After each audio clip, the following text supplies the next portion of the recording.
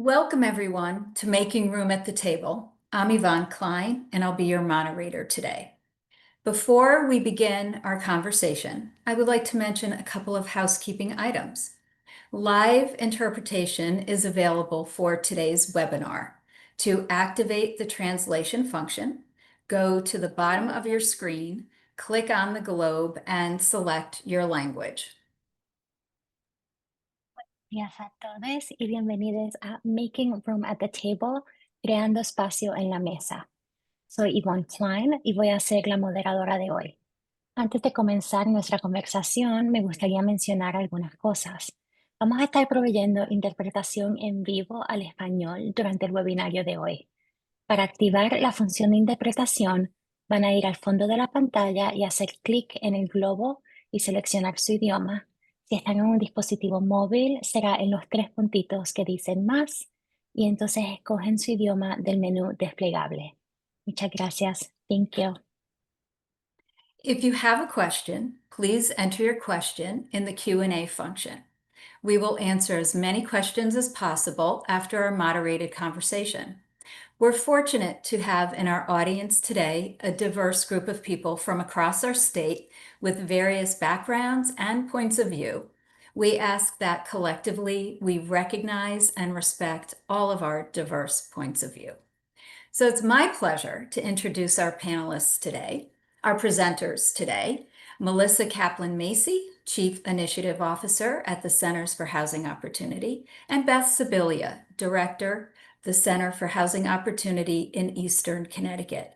And at this time, I'm going to hand this over to Melissa and Beth for their presentation, and welcome. Thank you, Evonne. Good afternoon, everyone. My name is Beth Sabilia. I am the Director of the Center for Housing Opportunity in Eastern Connecticut.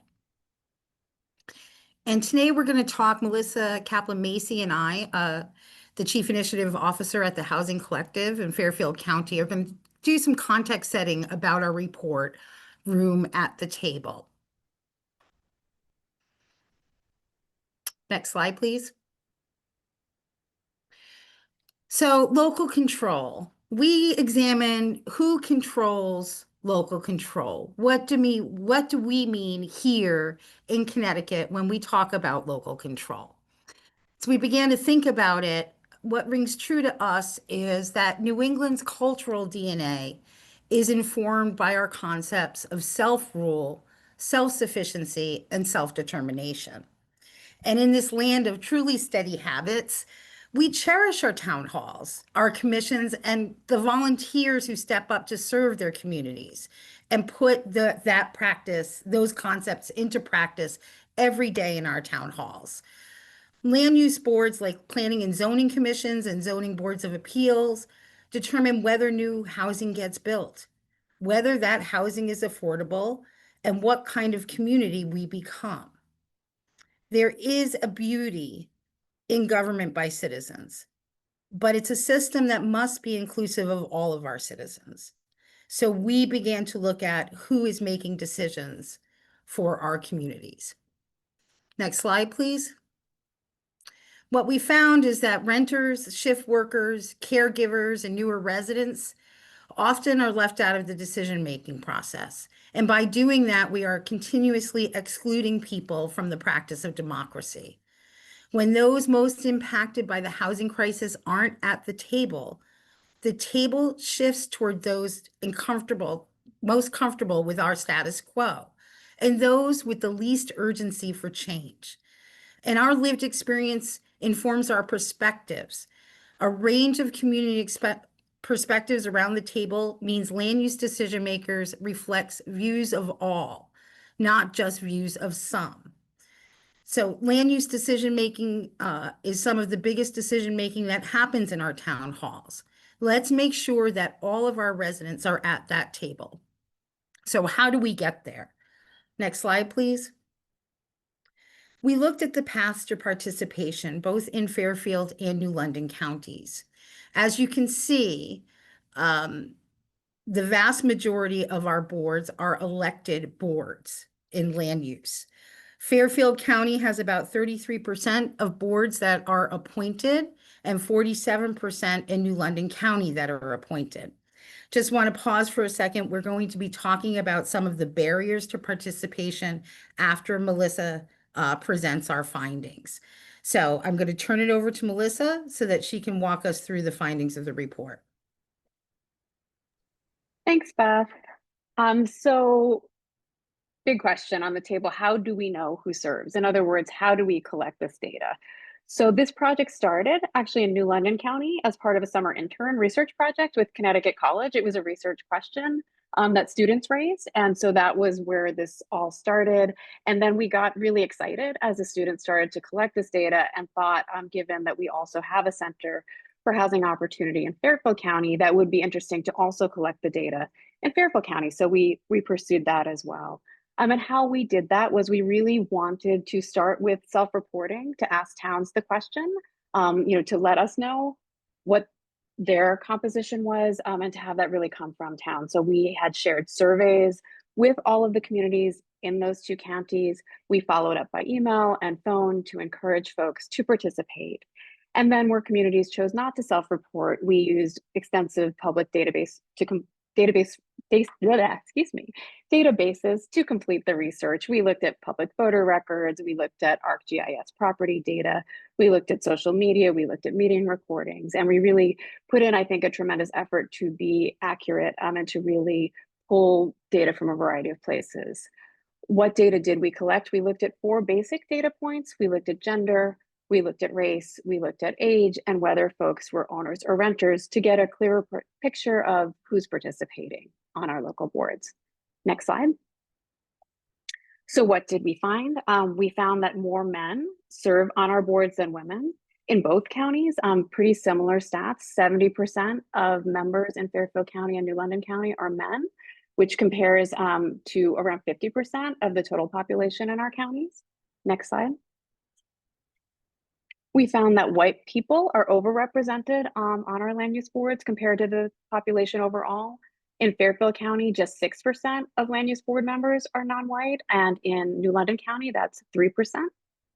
And these findings were really interesting to us, kind of in a broader context. They were very consistent with a study that the Urban Institute did in 2023, where they looked across the country at similar demographic information and found that 73% of land use board members in the Northeast were men and 91% were white. So very consistent findings across our counties and across the region, across the Northeast region. Next slide.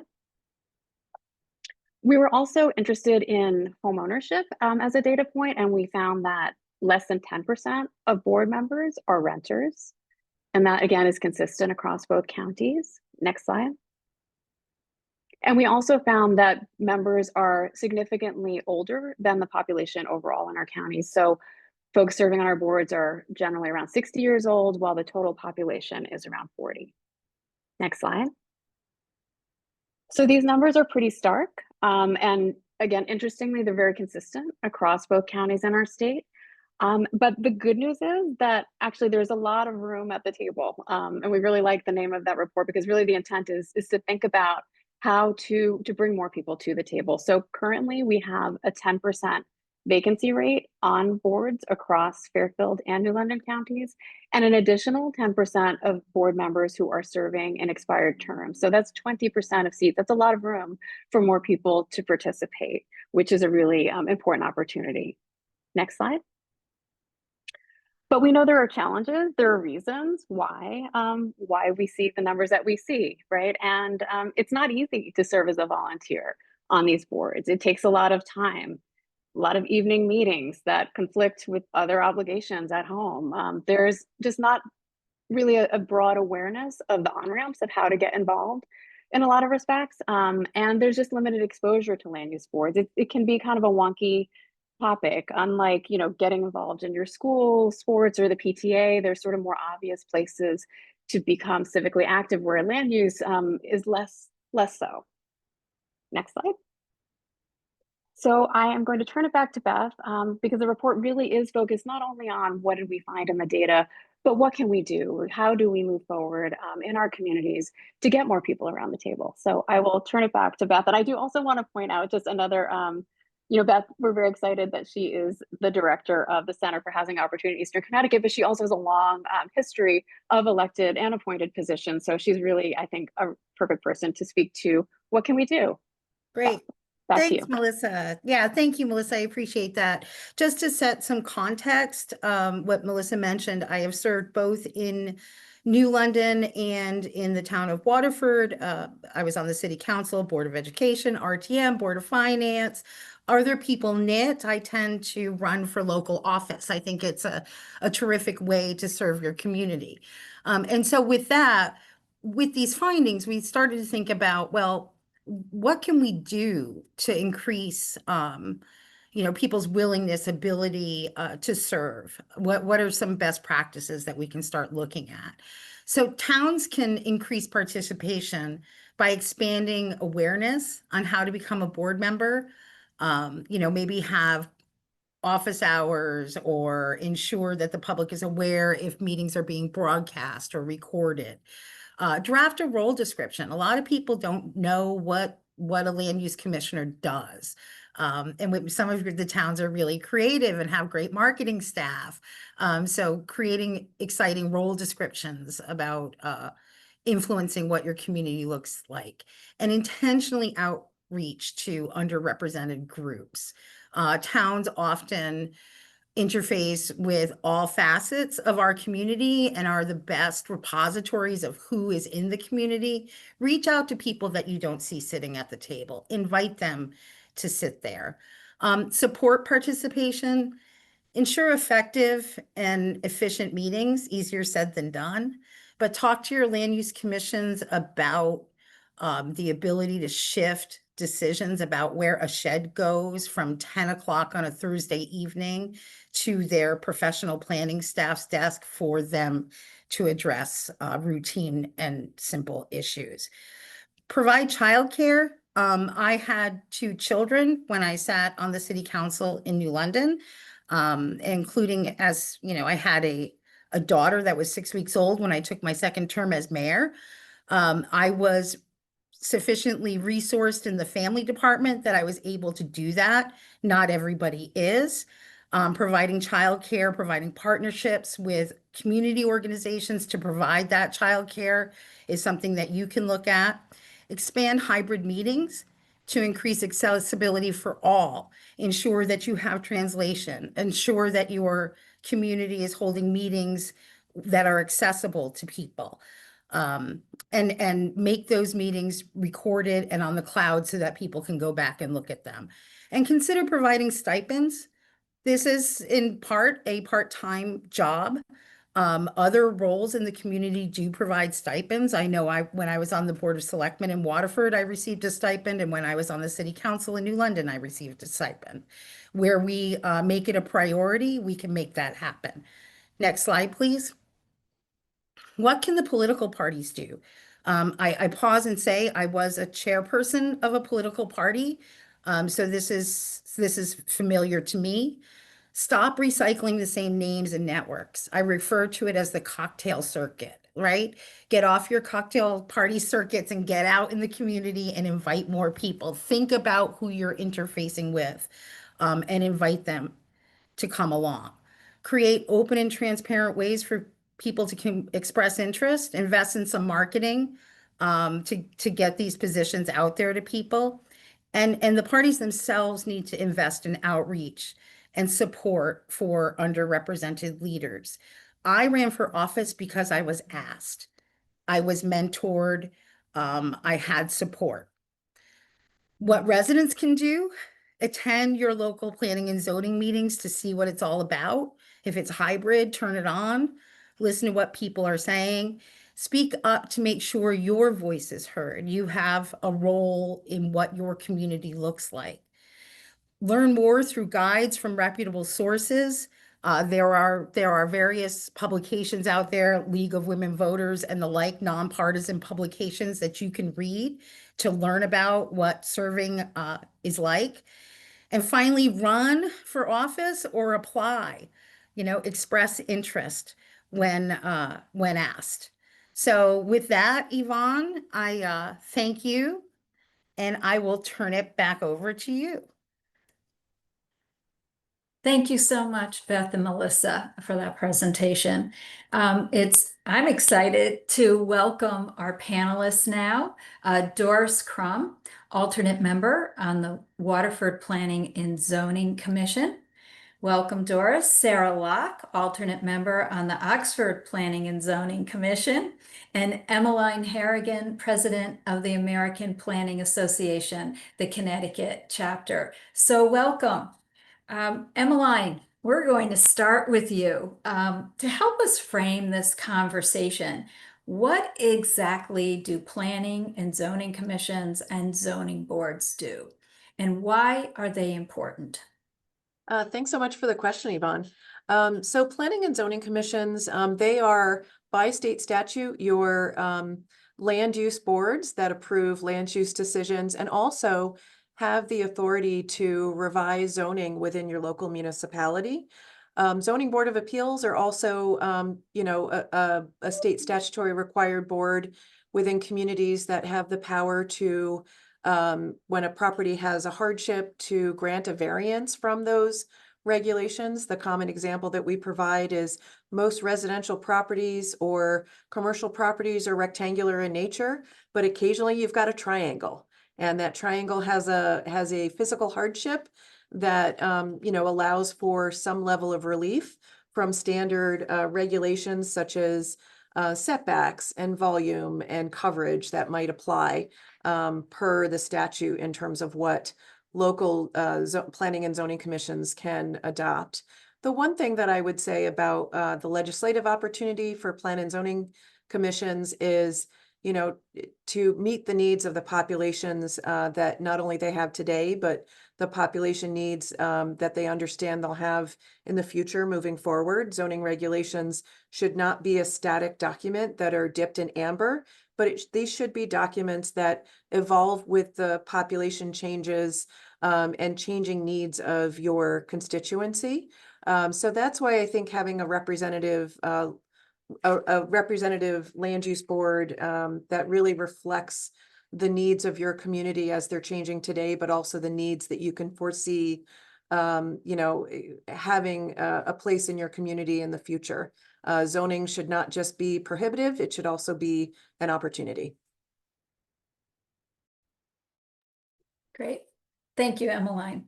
Sara and Doris, you serve on your planning boards as alternates. Please tell us about your experience. How did you get involved and why? And what has this experience been like for you? Hi, everyone.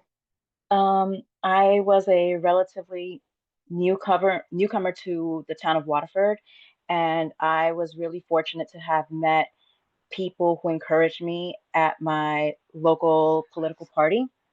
And it was just a perfect way for me to get to know my town better, to get to meet more people and learn how everything works.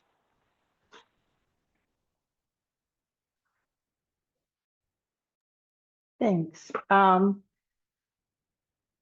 started attending land use boards and our planning and zoning meetings because I always had a concern that our community needed to be inclusive and inclusive of all different kinds of people. I found some people who thought like me, and they encouraged me to start attending the meetings. And so that's what I did. I would attend every meeting. I did for almost a year. And almost every time during the audience of citizens, I would introduce myself and say that I was just there to learn. Eventually, after the meetings, I would talk to some of the commissioners about things that I had questions about, or just to comment on something I appreciated that they did. Eventually, they asked me to serve as an alternate, and I accepted. I was expecting a big packet of information and lots of guidelines on how to participate effectively, but I got a short conversation and a swearing in and told what time to show up. So I would think that's something that could be changed to help newcomers participate more fully. Most recently, I was reappointed for a second term as an alternate, because in our town, alternates are appointed, but commissioners are elected. as an alternate, I don't get to be seated very often, and I don't get to participate in deliberations or cast a vote unless I'm seated. So this year I decided that I'm going to run for a full commissioner's seat, and I'll be on the ballot in November, and I'm excited about that. I'm hoping that I can move new ideas forward more efficiently as a commissioner than as an alternate. Just a follow up to Doris and Sara, and I may be asking you to repeat yourself. How long are your terms? Believe ours is about 2 or 3 years. I started halfway through the term, and we are appointed over here. As Sara was saying, it can be very intimidating to join a commission like that because you don't know, you don't have a lot of experience, background in it. So it was definitely an intimidating process. Great. Sara, how long is your term? Alternates serve for a 2-year term, but commissioners serve for a 4-year term. And they rotate off it. That seat comes up for election every 4 years. Great. Great. That being said, most of our commissioners have been on there. A number of our commissioners have been on there more than 10 years. Interesting. Thank you. I just would like to take the time to remind the folks in the audience, if you have any questions, whether it's about the presentation or to our panelists, please put those questions in the Q&A function, and we will get to them as soon as we possibly can. Okay, this is for all of our panelists. Why do you think there is such a notable vacancy rate on land use boards? What kind of impact do you think these vacancies have on land use decision making? Whoever would like to take that first. If I may, I think it's where it's posted. It's posted on the town website, and most people do not visit the town website. They need to use social media. That is where most people get their news. It's not posted anywhere else. If you're walking into town hall, you might not see it. If you're going to the library, you're not going to see it.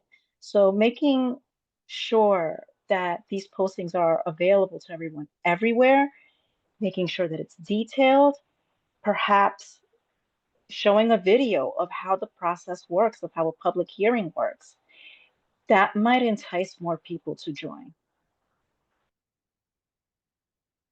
I would agree with what Doris shared, and sometimes towns aren't willing to do that, but even regular citizens could step up and play that role and ask the town clerk which seats are not yet filled, so that we can, as Beth said, break out of the cocktail circuit and stop recycling those same names over and over again, because the parties only know people who participate.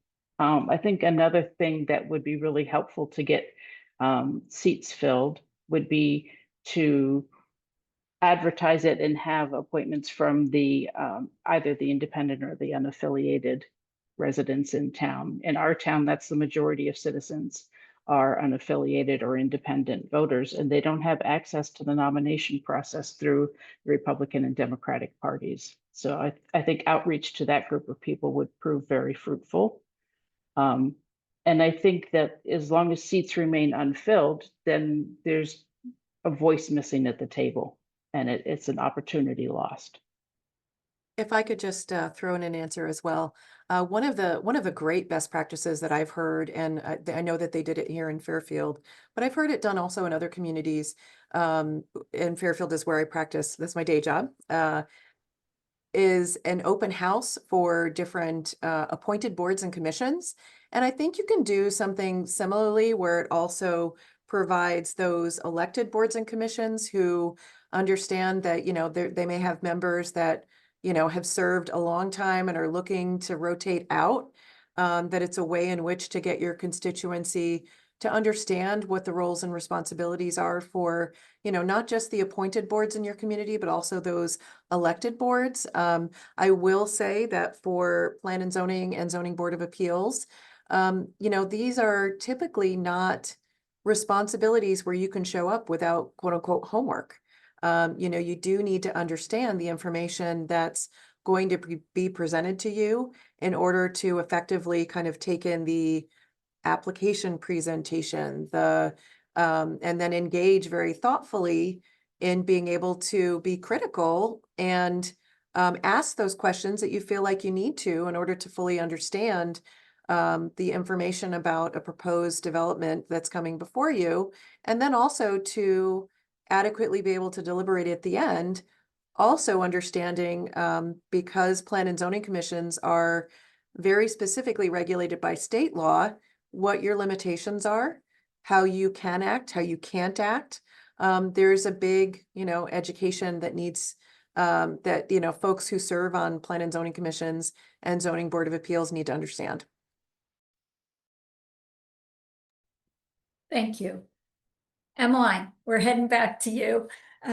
Let's talk a little bit about the lack of representation on these commissions. We know that serving on these volunteer boards is challenging. You know, Beth certainly went over this. It takes a lot of time. Boards meet in the evenings and often late into the night, especially planning and zoning when they have public hearings. You know, as we've heard from our panelists, as well as our presenters, there aren't obvious on-ramps to participation. So what do you think it would take to attract more women, more people of color, and younger people to join these boards? I do think that outreach is necessary. I think that, you know, when you are intentionally looking to diversify, whether it's age, whether it's experience, a lot of times you have to seek out those folks and you have to be intentional in doing that. So I would say that some of that has to happen, I think, representationally, both within, and I agree with Beth, within the party system where you've got elected boards and commissions, and also, you know, within, I think, whoever your chief elected official is, who has the ability and the power within your charter, you know, your municipal charter in order to make those appointments. So it really is intentional. And, you know, you have to kind of curate, I think, those boards. I will tell you, as a planning professional who I will begrudgingly admit has been in the business for 25 years, that I think the demographics that Melissa and Beth displayed are not uncommon in a lot of places. I was both a planner on the West Coast and a planner on the East Coast. And because of the time commitment, you do end up with folks who don't have those child responsibilities as much.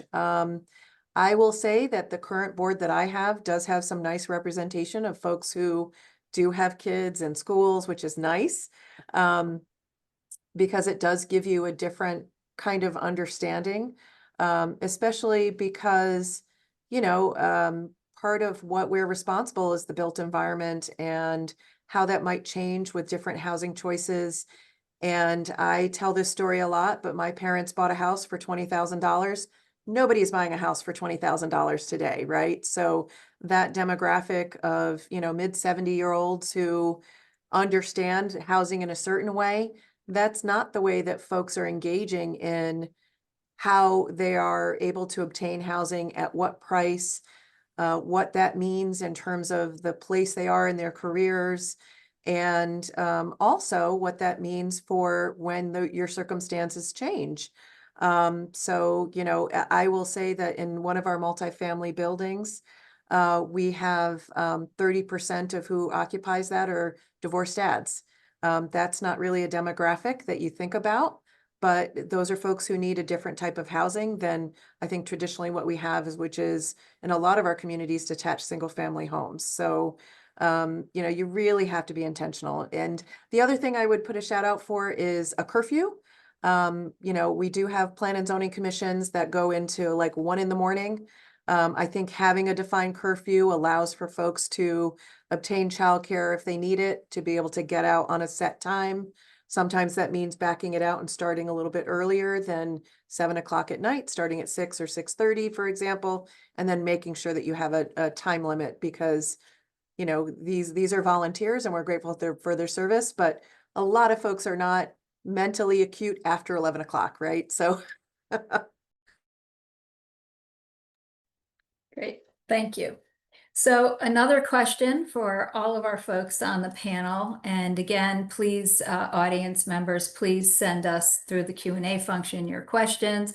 So for all of our members on the panel, for the past several years, there has been a growing recognition that housing in Connecticut is unaffordable.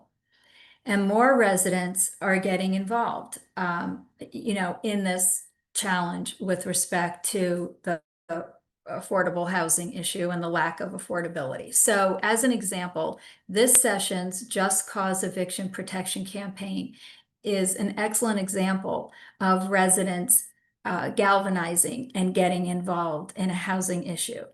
But we haven't seen a movement toward joining land use boards yet. So we've talked a bit about the barriers, but any further thoughts on why these boards haven't been a focus of attention? How do we get these residents to join a land use? Whoever would like to take that.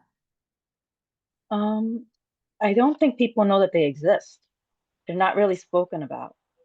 You talk about, for instance, First Selectmen's and Board of Selectmen, Board of Finance, but land use boards are rarely spoken about. Very few people know they exist. And therefore, it's really important to push everything that is available in your town, different ways that you can be involved. And that's, I think, another way that we can get more opinions at the table. In some cases, I think people might know that a land use or planning and zoning commission exists, but it's sort of like, if you look at your options for getting involved, there are ones that don't require as much homework, that don't meet as frequently, that don't require as much training or information assimilation. And so I think a lot of people are intimidated if they have the curiosity to look at planning and zoning. Sometimes they're intimidated by just how wonky it is, and the terms that are used to discuss it aren't even ones that are commonly understood. So I think it would really help to have some of those open house ideas to explain in layman's terms what it is that these boards and commissions do. And I think not only what they do, but why it's important. Great. Emmeline, in 2021, Connecticut enacted legislation requiring land use board members to participate in 4 hours of training every 4 years. How do you think this requirement has impacted land use boards? And what more can be done to encourage board members to approach education and training as an integral part of their participation on their local land use board? I'm going to give a big shout out to Renata Bertotti at the Yukon Clear program. I think that they have done a phenomenal job over the years. Even before Renata, we've had several wonderful folks who have worked in that organization in getting our land use professionals up to speed. In terms of, I would say that for folks who have never looked at an architectural plan, that's a lot of what land use commissioners do. I think we have seen that at least for folks that I've talked with in terms of education for their land use boards, not only is it the basics, how to read a plan, understanding the statutory limitations in terms of what you're allowed to do, what you're not allowed to do, those things that should guide you in your zoning regulations as to making a decision. You're in a legal environment when you are both engaged in a meeting that has statutory requirements for how you process that. And, what I will say is that your town staff is a lifeline to understanding that too. As representing planners across the state of Connecticut, don't forget, if you want to serve on the land use board, that your staff doesn't get to make the decisions. That's wholly vested in those land use board members, whether they're elected or appointed, but we're here to be a liaison and a lifeline to help you understand that process as you move forward.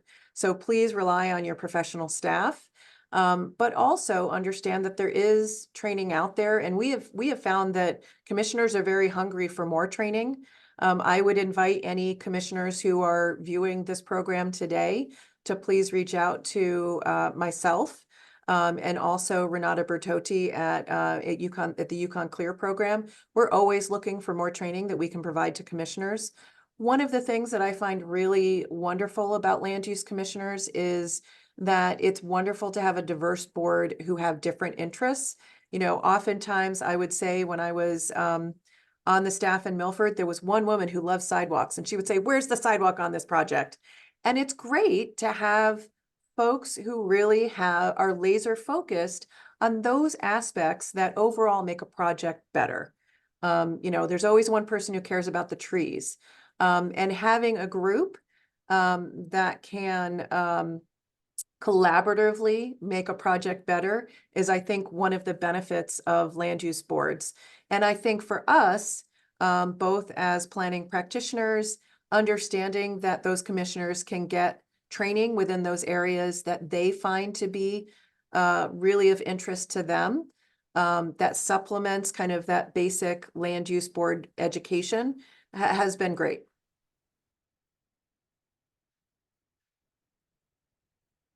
Thank you, Emmeline. I'm going to invite Melissa and Beth back to join us. We've got some audience member questions, so come on back and join the panel. So were any of you surprised by the study findings? Whoever would like to go first?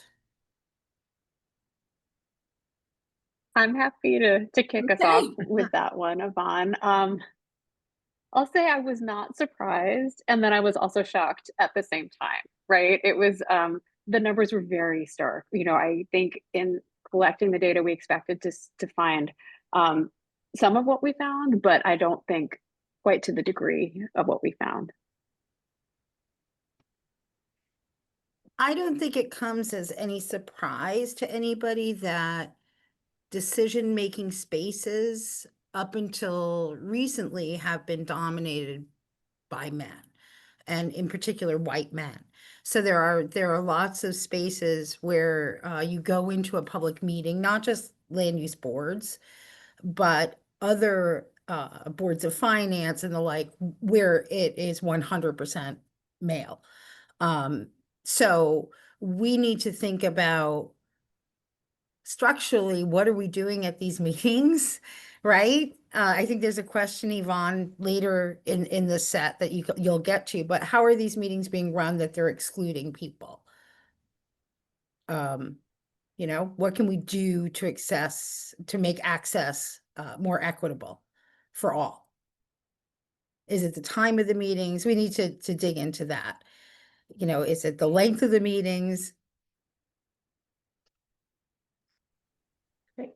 Anyone else like to chime in on that? Because I'll move on to our next question. I'm going to turn back to you, Beth and Doris, from another audience member. I often get messages from the Center for Housing Equity and Opportunity in Eastern Connecticut, listing meetings and events aimed at addressing the lack of affordable housing. But I wonder why Waterford, Connecticut is never listed on those messages. What is Waterford doing? And what I'd like to point out before you answer that question, the Waterford Housing Data Profile. Waterford has 8,808 total units of housing. And of that, 472 units of housing is deed restricted affordable. And 10% of the housing is multifamily. So that's a very thumbnail picture of Waterford. So I'll return back to you to answer the rest of the question, how they're proceeding and what they're doing.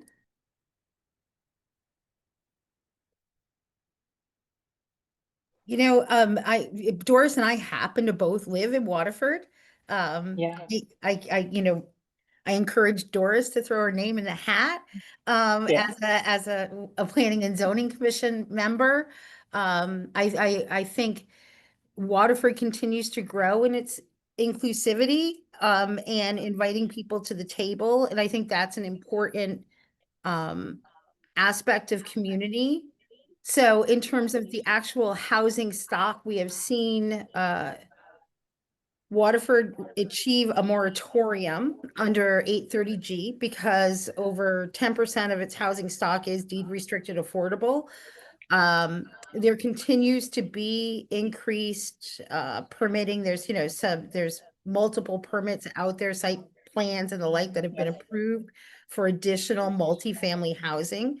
So you may be seeing that coming along in southeastern Connecticut. Doris can speak to what it's like at the town level. But we are seeing continued growth in southeastern Connecticut and economic stability here. Doris? So our commission is actively seeking people that are interested in bringing more affordable housing to Waterford. One of the things that we've noticed is that those companies that are bringing the housing aren't necessarily interested in adding more affordable housing.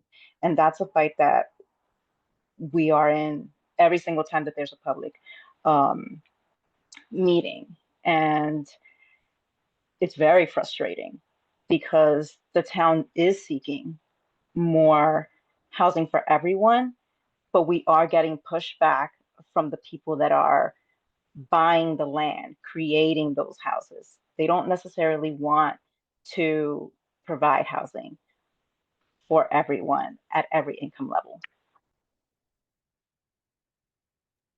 Thank you. Emmeline, this question is for you. How instrumental should local planners be with regard to getting new members up to speed? I absolutely think that, I mean, I get it. I think a lot of rural communities may not have full-time staff. I think some of the rural communities have consulted out for part-time staff, but I would absolutely suggest that it is, if you are fortunate enough to have town staff, that is where your onboarding should start. It really is to the benefit of the professional planning staff that you have to make sure that your either elected or appointed commissioners have a comfort level in reviewing the material, that they understand that they have a direct line to you to be able to ask questions about an application. Folks may not understand. This is one of the things that you learn if you become a land use commissioner, that ex parte communication amongst board members is not what we would strongly suggest, but that's what your staff person is for, is to be able to help you understand those pending applications better, to understand how to review them, and again, to understand the limitations both within state law and also the limitations within the zoning regulations, what you're permitted to do and what you're not permitted to do, and the thresholds that the legal thresholds that you need to understand in order to carefully make a decision and make those findings that are necessary, both affirmatively and negatively for a project. Great, thank you. So this question is for all panel participants.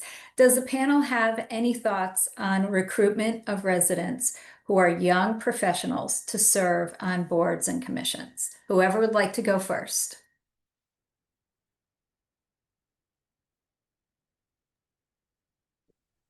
Go ahead, Melissa.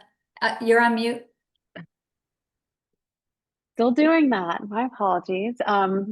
Yeah, one thing I just wanted to flag that I thought was really interesting, just not so much in terms of the recruitment, but in terms of some of the other barriers, which I think speaks to partly to the recruitment, is that there's a program that I just very recently became aware of at the state that just was enacted in January of this year, where there's actually a $5,000 stipend per year available for young folks who need to pay back student loans. And that stipend's available for 4 years. So that's a total of $20,000 is my understanding. I can put a link in the chat to that program. But I think, to the earlier point of I don't want to say necessarily incentivizing, but making it doable for for younger folks. I think that's one particular concrete example. I think if more young people knew about that program and connected the dot back with volunteering on these boards, you have a nice on ramp that would be a great opportunity for folks to explore and also be able to address student debt at the same time. So an incentive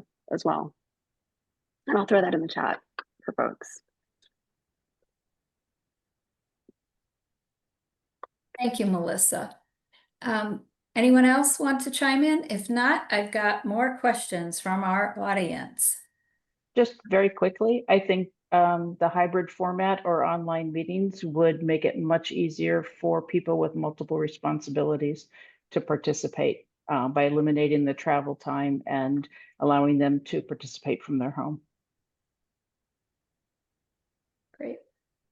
Thank you. I do think there are some communities that continue to have those hybrid meetings since COVID, and some are just solely Zoom. So some of that, and those folks have reported higher participation, which is really exciting.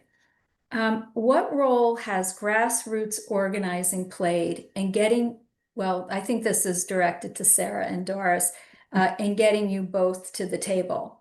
And what could other folks in the audience learn from this?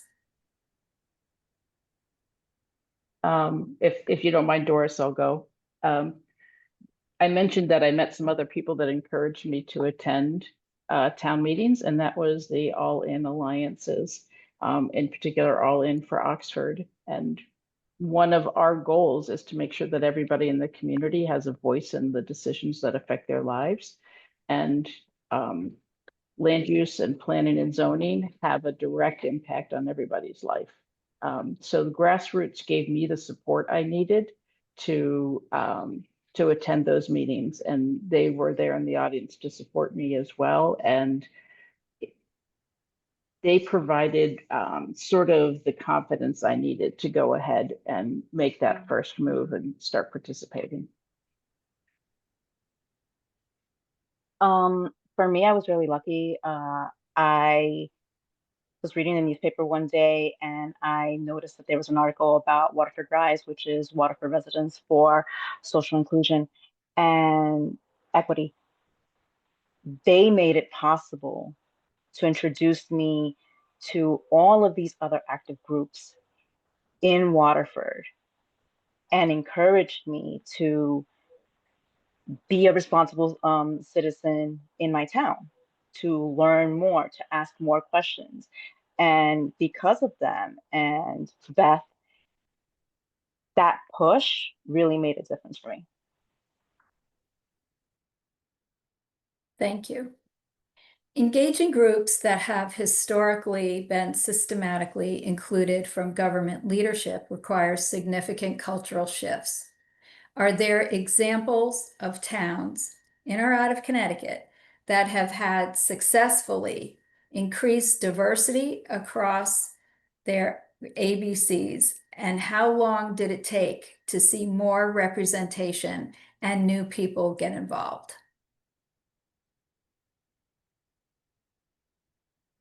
I can take a stab at this just for my for the city of New London in particular.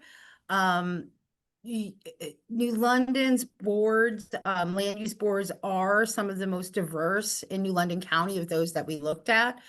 There was, you can see in a generation the shift to more inclusivity, not just on land use boards, which is an appointed board here in the city of New London, but in elected boards as well.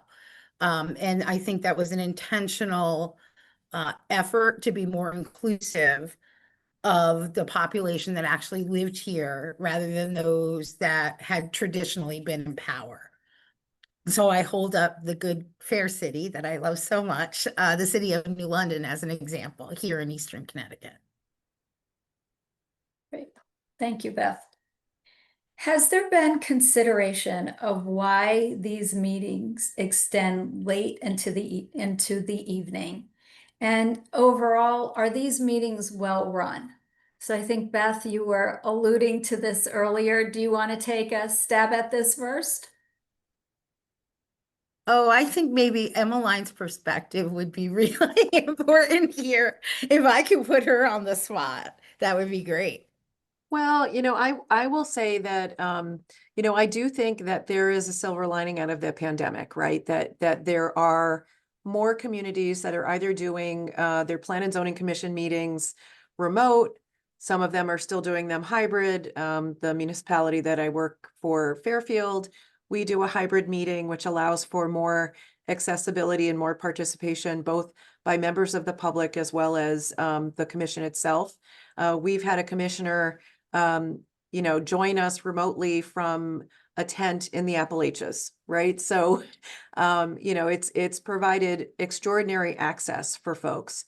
The one thing that I will say is, in terms of meetings, there are statutory requirements. So I think the expectation for members of the public is sometimes a little different. I think this speaks to Doris's point about people don't really understand land use commissions until they attend their first one, and then they understand the process. And it's deliberative, almost like a court setting would be, where there are sections to how a meeting is run.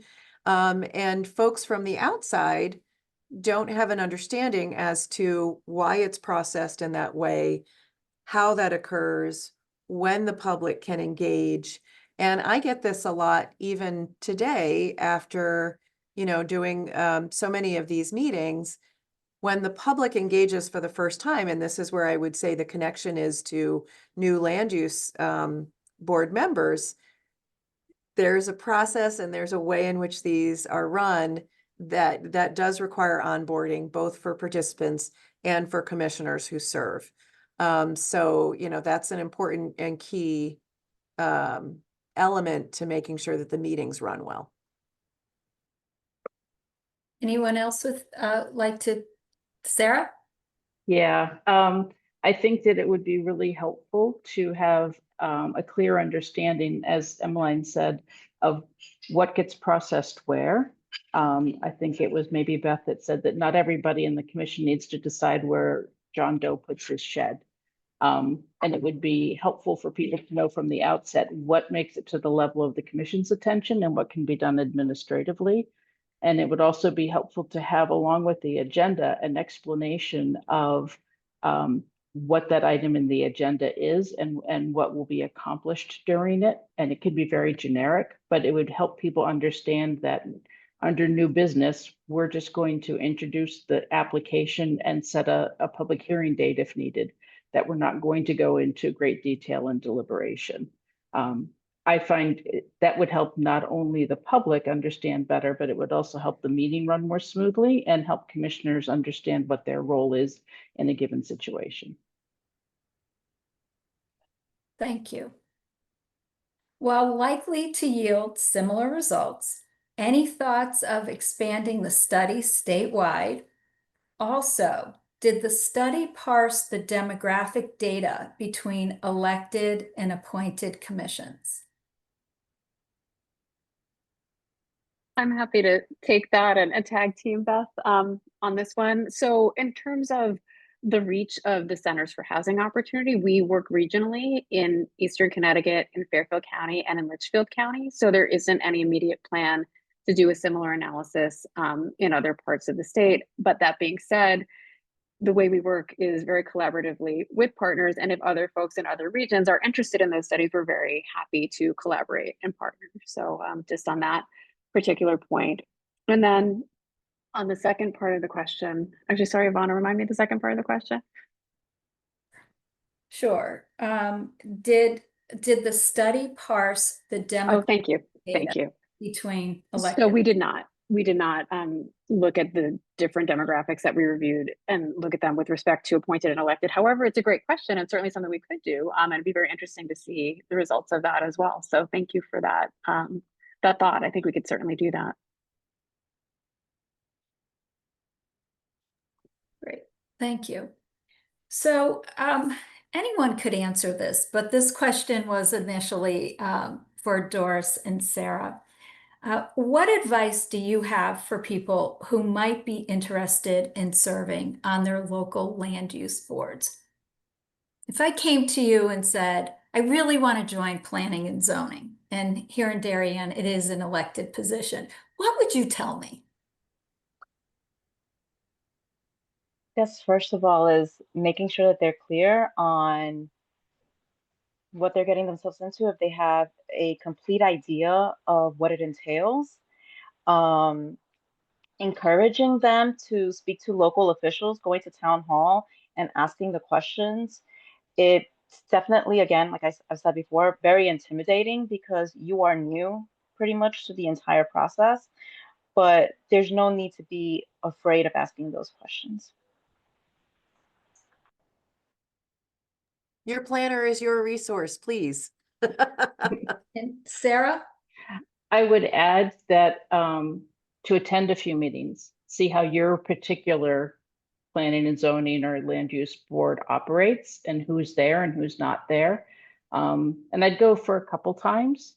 And if you are really interested in serving your town in this way, I would recommend also looking obviously at the CLEAR trainings. And I have found it really helpful. I joined the APA and the Connecticut chapter of the American Planning Association, and their information and resources online are incredibly helpful to understand basic things. I happen to serve in a town that does not have a planner or access to a planner at the moment. So to me, those training resources are really essential to understanding what I've gotten myself into and how best to proceed.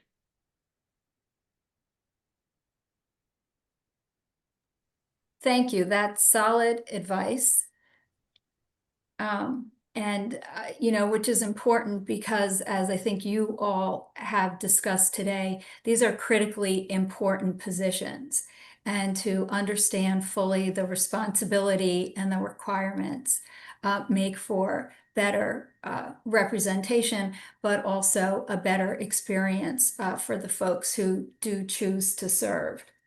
So with that, I'd like to thank everyone. Thank you to our presenters, our panelists, and to you, our audience, for joining us today for this important discussion. As you think about our conversation today, I hope you recognize that this is your moment because there are seats to fill. There are local decisions to make with your neighbors to build more inclusive communities by creating a more inclusive process. So apply, run, speak up, and serve. I'm sure you will find that a fulfilling experience. So again, thank you everyone and enjoy the day. Bye-bye.